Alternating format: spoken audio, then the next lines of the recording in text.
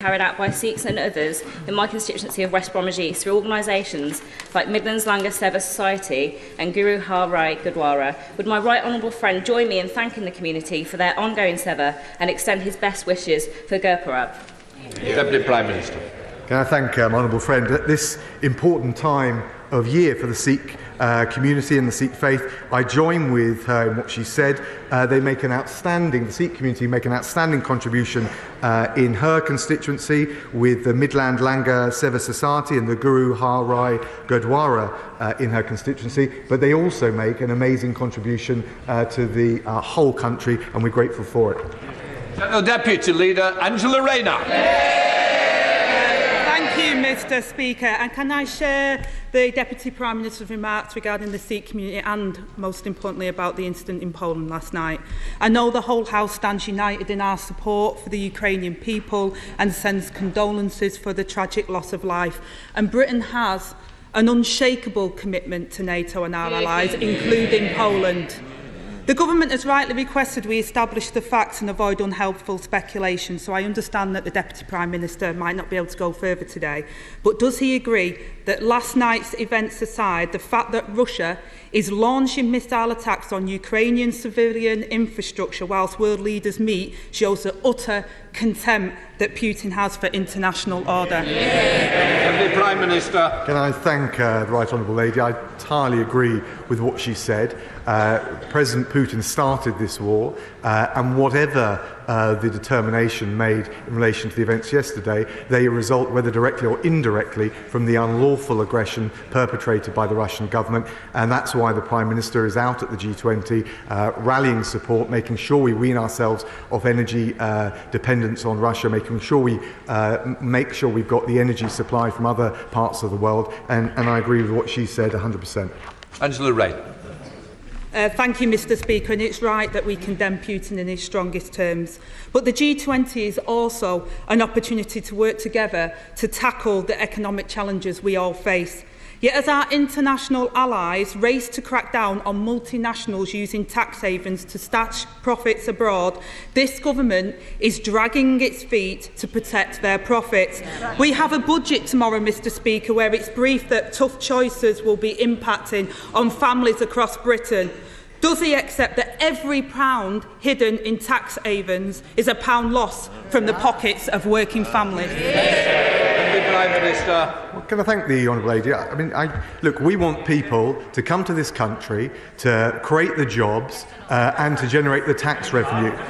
Whether it's non-dom status, which was stricter under this government given the changes we made than under the last Labour government, whether it's the Prime Minister's approach to big tech companies, where he's led the charge with the G presidency in making sure there's an international approach and delivering global minimum corporate tax rules. We have lowered the tax gap, the difference between the tax owed and the tax raised, to the lowest level, certainly lower than under the last Labour government, and will continue to do so. Angela Rayner.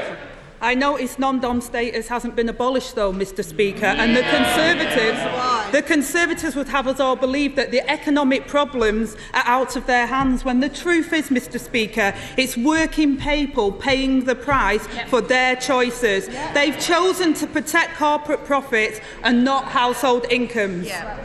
There are 38 countries in the OECD two-year growth league table.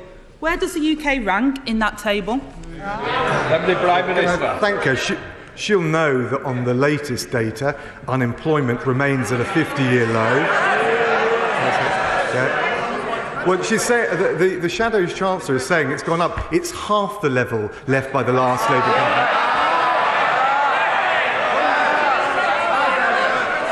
And when it comes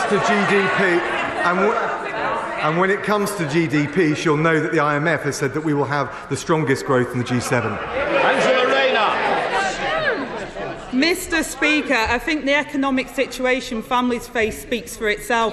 But I'll answer the question for the Deputy Prime Minister. The answer is 38 out of 38 on growth. If there was a World Cup for growth, we wouldn't even qualify.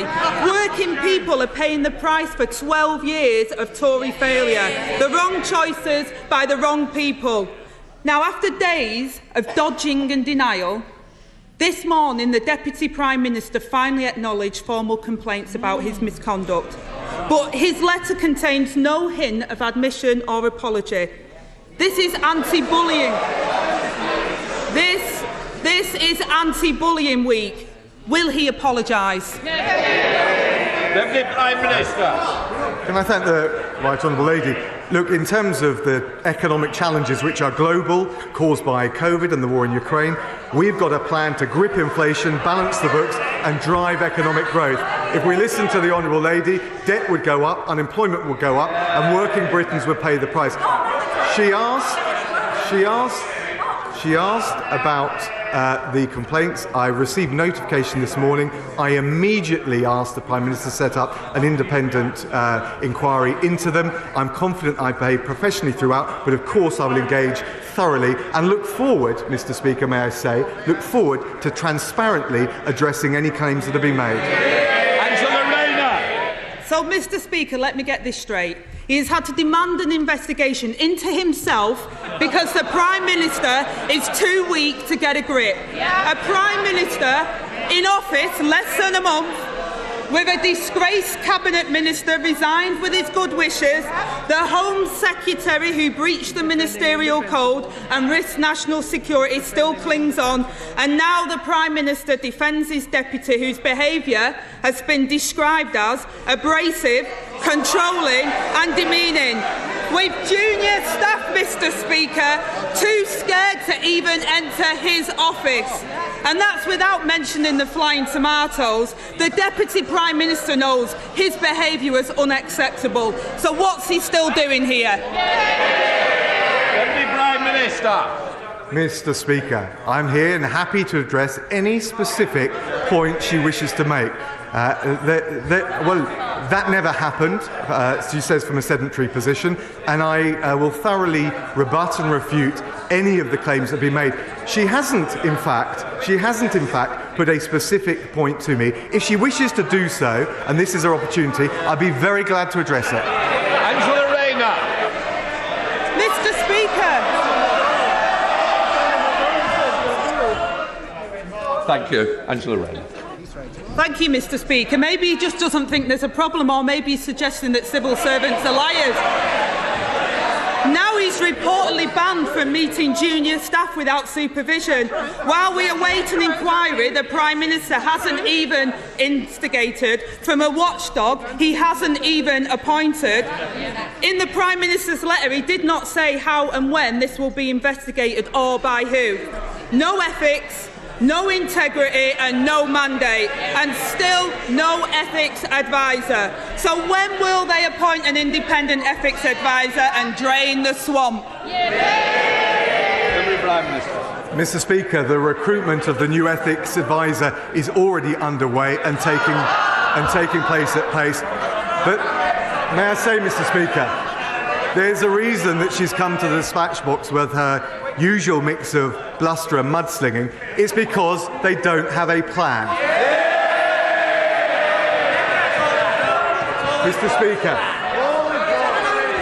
Mr. Speaker, we're helping people into work. She's in hock to the unions.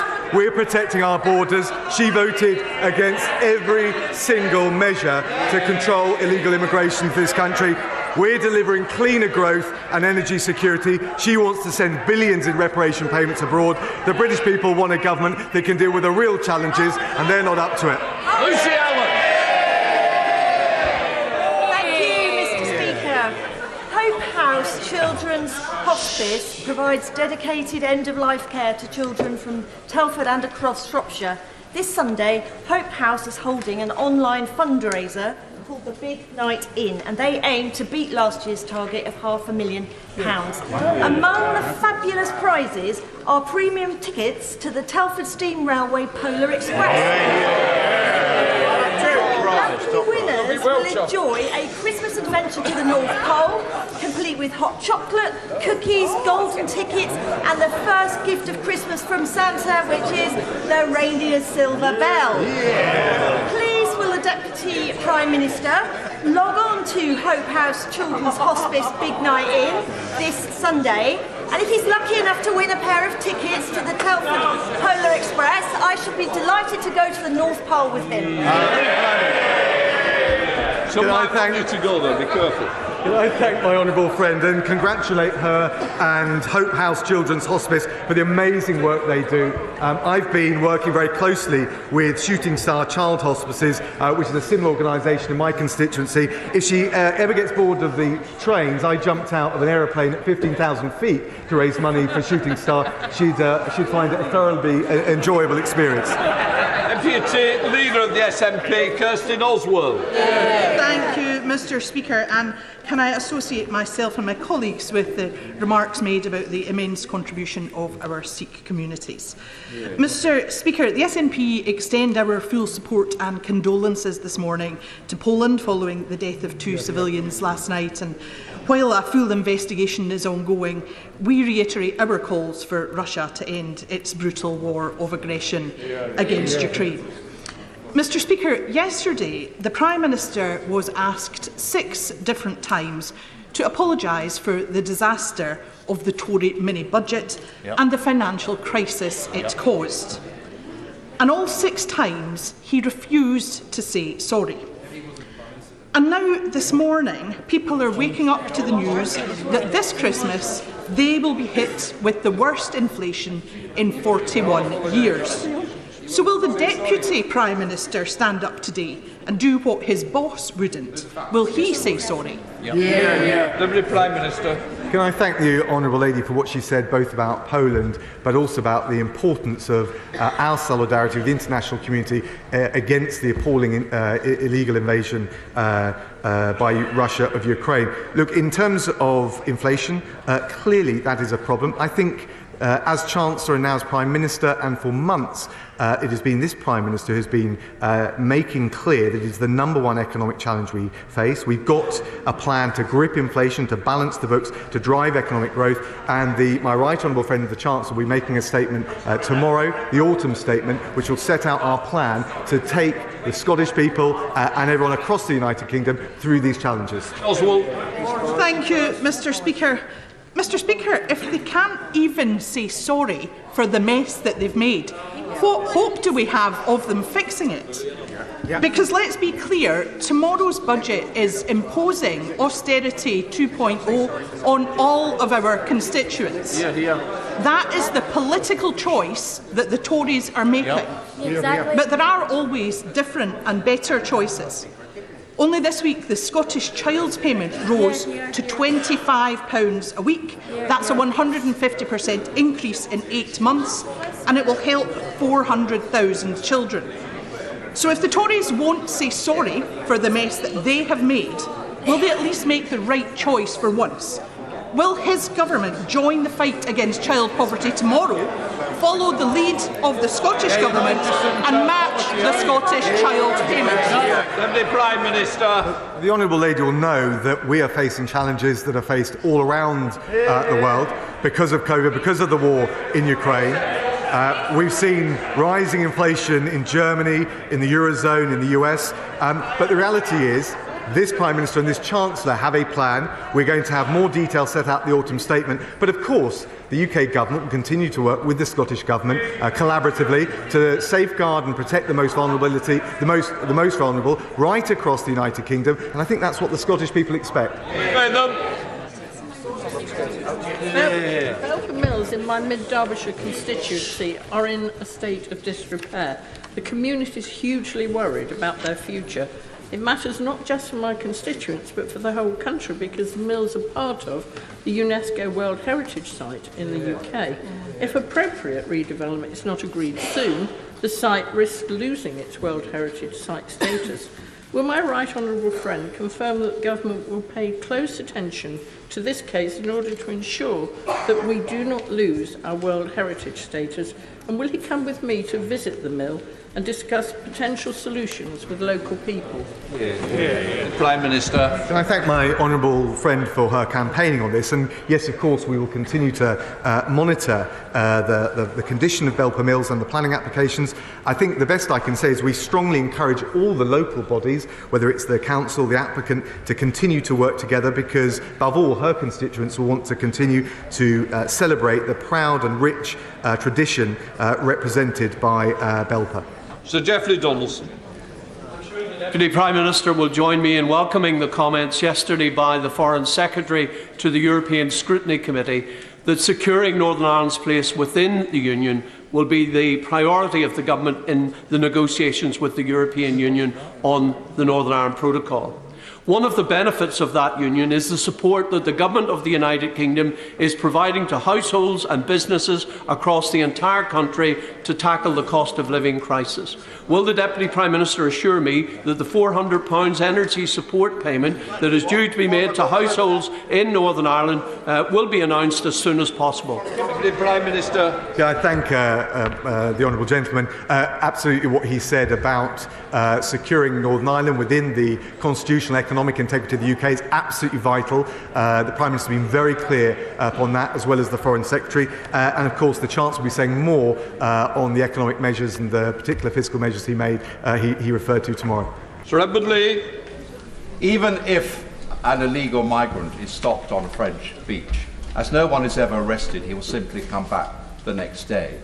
Will the Deputy Prime Minister ensure that we remove all pull factors for illegal migration by using his new Bill of Rights to ensure that we have the legal power to arrest and deport and detain illegal migrants, and, for instance, have a review about a national identity card so that people just don't vanish and they never ever get deported?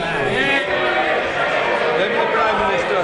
Well, can I thank my honourable friend? I totally agree with him that we need to strain every sinew to stop this appalling trade in misery. There's no silver bullet. I think the agreement that the Home Secretary made with her French opposite number will help. We're embedding UK officials with their French counterparts for the first time.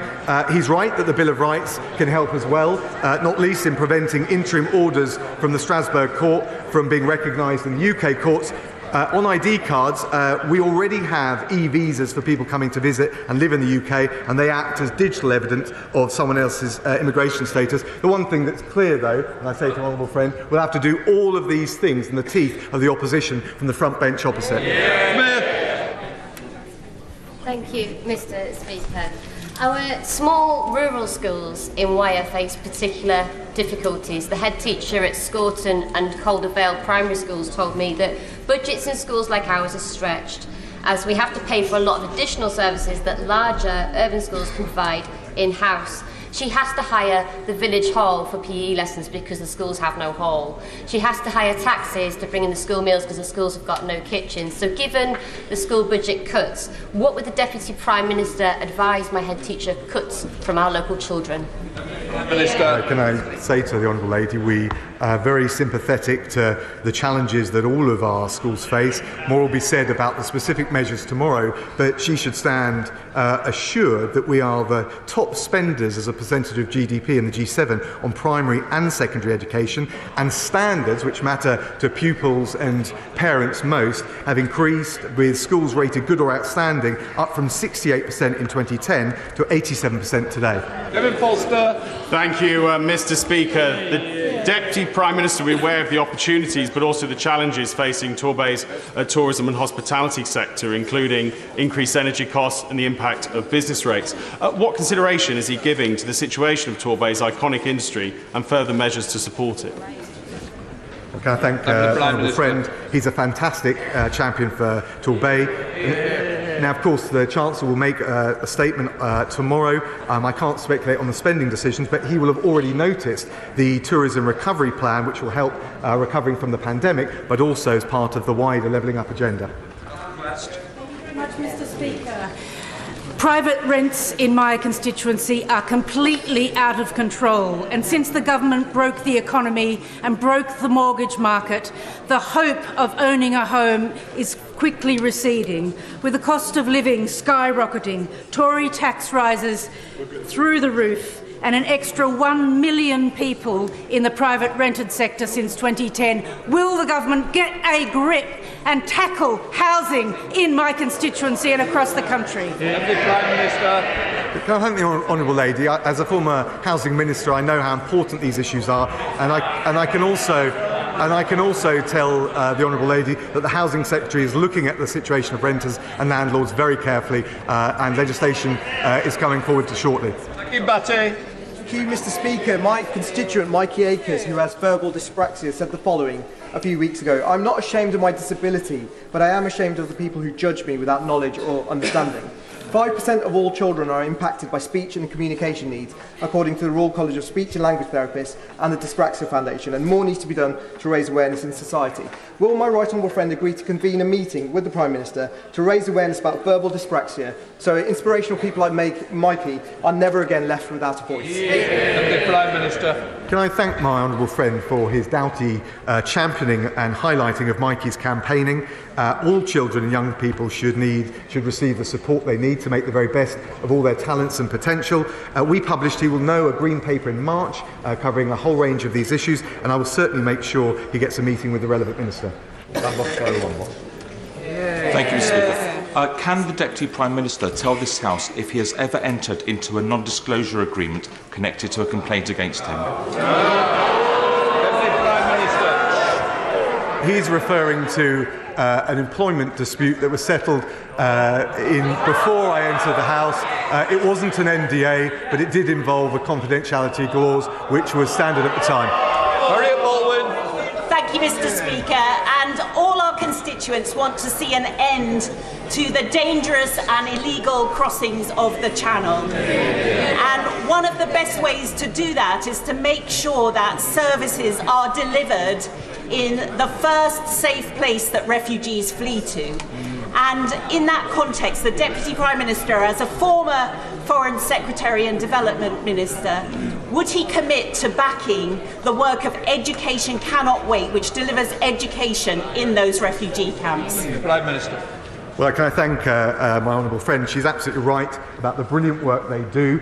She will know how important the campaign for girls' education was, both the last Prime Minister but also this Prime Minister, and we will certainly look at what more we can do to support the brilliant work, particularly for children growing up in camps like that. Dr. Rupert. Thank you, Mr. Speaker. Does the Deputy PM's comeback, which I congratulate him on, and the new direction of tomorrow signal that the ban on no-fault evictions from the last manifesto is all back on after zilch from the last PM? And if so, can he, by emergency powers if necessary, get it on the statute book so no family, on a whim, gets left out in the cold this winter? Prime Minister. I know my right honourable friend, the Housing Secretary, is looking at all of these matters. He would have heard what she said, and I won't prejudice what further measures he's going to come forward with, but I will ask him to write to you to address the specific proposals you're making. Jacob Rees-Mogg. Mr. Speaker, I wonder if my right honourable and learned friend has noticed that the people who are currently criticising him, no thank you, who are currently criticising him have a record of bullying second to none. A Labour Member of Parliament left Parliament because of anti-Semitic bullying. A distinguished BBC journalist needed bodyguards at Labour Party conferences. And a current member of the Labour Party opposite, a right honourable member, was suspended from the service of this House for bullying. Does he think, as I do, that this is at the very least hypercritical, and maybe a stronger word that is not necessarily parliamentary?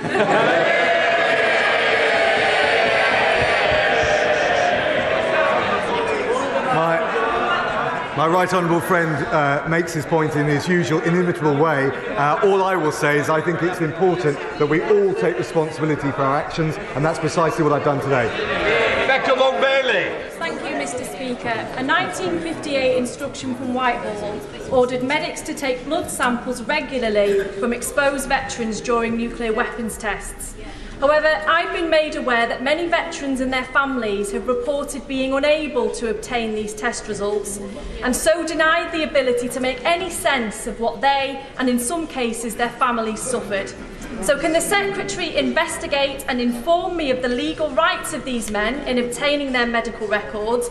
And will he undertake to ask the Prime Minister to order these medical files be opened to veterans and the UK Health Security Agency immediately? Deputy Prime Minister.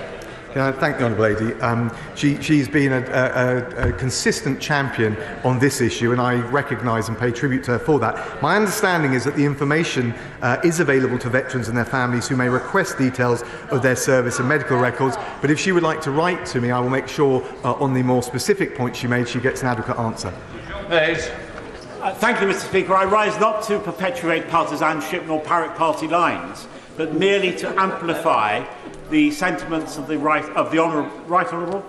honourable lady for Salford and Eccles. The brave servicemen who did so much so long ago to ensure our safety, the nuclear test veterans, were recognised by former Prime Minister David Cameron, and in a meeting with the honourable lady and I, by the former Prime Minister, the member for Uxbridge.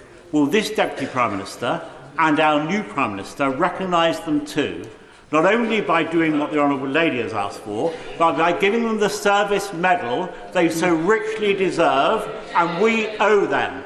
Deputy Prime Minister. Well, my right honourable friend is absolutely right, and we should forever be grateful to all those service personnel who participated in the British nuclear testing programme. I can tell him and I can reassure him we have asked officials to look again at recognition with medals, and any recommendations will be announced in the usual way.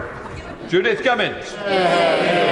Thank you, Mr. Speaker. 7 years ago, in my first PMQs, a Conservative Prime Minister told me to stop griping and get behind his rail investment plans. A few weeks ago, the new Business Secretary said there really wasn't much point in going ahead with Northern Powerhouse Rail. Time and time again, Mr. Speaker, Tory Prime Ministers have promised NPR only to break their promises. So will the Deputy Prime Minister now put on record whether he supports Transport for the North's preferred option for NPR with the stop in Bradford? Deputy Prime Minister. I can tell the Honourable Lady that our £96 billion integrated rail plan will make the Northern Powerhouse Rail a reality. We're committed. We're committed to the project. The precise details will be set out in due course. Peter Byrne. If migrants who crossed the Channel from France illegally were immediately returned to France, it would stop illegal migration in this country. It would break the economic model of the people smugglers. Let's do it. And perhaps more importantly, it would stop thousands and thousands of people descending to northern French cities, which would be to the benefit of the French. So, Mr. Speaker, when the Prime Minister spoke to the French President, was a returns policy discussed? And if so, what was the Prime Minister? What was the President's response? Can I thank my honourable friend? He's absolutely right to raise this issue. I can't tell him the precise readout from the meeting. I haven't seen it yet. What I can tell him is, of course, the Home Secretary's deal, an agreement with her French opposite number, means a 40% increase in officers patrolling beaches in northern France. For the first time ever, UK officers will be embedded with their French counterparts. There'll be investment in port security infrastructure, more technology and more wider European cooperation. We have taken all of these measures and all in the teeth of the opposition of the front bench opposite. They've opposed every single measure that we've taken to stop illegal immigration, including things where you'd think there was cross-party consensus, like life sentences for those traffickers that prey on human misery. Mr. Speaker, it's not trade unions who have run public services to the ground, it's the Tories. It's not asylum seekers fleeing war and famine who are inflaming tensions, it's the Tories. And it's not those in low-paid jobs who are trashing the economy. Again, it's the Tories. So can the Deputy Prime Minister inform the House when this Tory government will finally accept responsibility for their economic, social and political mismanagement rather than blaming everyone else? Deputy Prime Minister. Well, Mr. Speaker, it's not a matter of blaming anyone, it's a matter of the team effort, the shared endeavour, working with the Scottish Government to make sure we get a grip on inflation, the number one priority. And it's got to be said, if she takes, the Honourable Lady takes the position that we agree with inflation-busting pay rises, as difficult as these decisions are, we will only see inflation stay and prolong for longer. That will hurt the most vulnerable in our communities, whether it's in Scotland or across the rest of the UK. Anderson. We have a brilliant Home Secretary, but the Deputy Prime Minister will be aware of a wicked, ambitious bullying campaign led by the opposition to get us sacked over the past 4 weeks or so. So can the Deputy Prime Minister please reassure me and the people of Ashfield that the Home Secretary will be given all the tools that she needs to solve the migrant crisis and keep the bully boys out of number 10?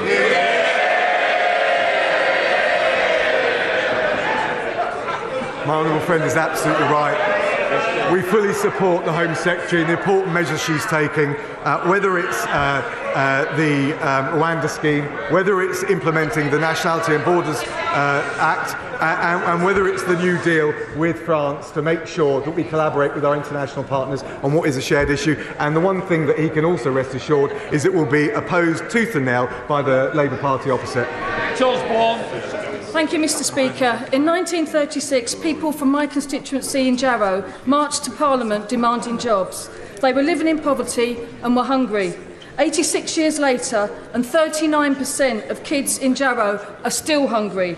So will the Deputy Prime Minister and his government end this scandal and commit to providing free school meals to all 800,000 children, 40,000 of them in the North East, to households in receipt of universal credit? Deputy Prime Minister. Can I thank the Honourable Lady? She'll know that we've extended the eligibility of free school meals to 1.9 million pupils. There's also, on top of that, the £200 million holiday activities and food programme, and then £1,200 of direct payments to the most vulnerable. But I would just gently say to her, we also need to keep an eye on the macroeconomic picture. The number one priority is to get inflation down, and we won't be able to do that if we follow the plans of the benches opposite. Esther McVeigh.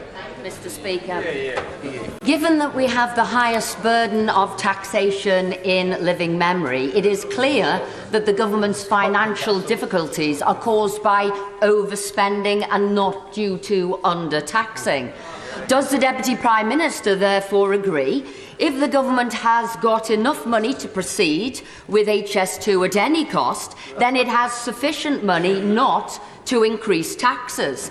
If, however, it has so little money it has to increase taxes, which is a last thing for a Conservative government to do, then it doesn't have sufficient money for HS2. So can I gently urge the Deputy Prime Minister not to ask Conservative MPs to support any tax rises unless and until this unnecessary vanity project is scrapped?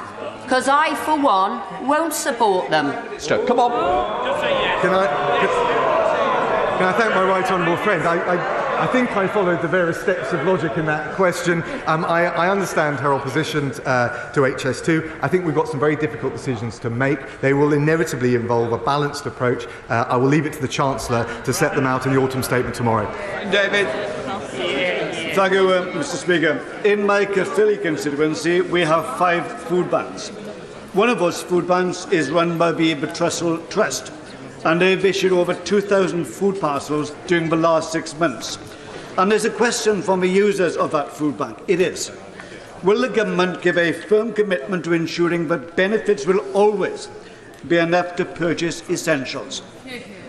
Prime Minister. Look, he raises a really important point, and we're doing everything we can to support those who may be reliant on food banks or otherwise struggling to make ends meet. He can see that, the honourable friend can see that with the £1,200 cost of living support that are going to the 8 million most vulnerable households, with the energy price guarantee and further measures for pensioners. My right honourable friend, the Chancellor, will set out further measures tomorrow. But of course, as I said before, the number one priority is getting inflation down. We won't be able to do that if we follow the spending plans of the party opposite. Final question, Salmon Hall. Thank you, Mr. Speaker. My right honourable friend is also the Justice Secretary, and everybody in this House, irrespective of party, will know for the reputation of this House that standards are important. He has said that from the dispatch box this afternoon. Am I naive, however, in response to some of the points raised by members opposite? Am I naive to still believe in that good British tradition that one is innocent until proven guilty? Well, he makes an important point, and of course, and I've said I will cooperate fully with the independent investigation. In fact, I welcome the opportunity to address these complaints. I think, though, it is important that we have zero tolerance for any bullying, and we hold the highest standards in public life, and it's important on all of us to adhere to those standards. Right, that completes Prime Minister's questions.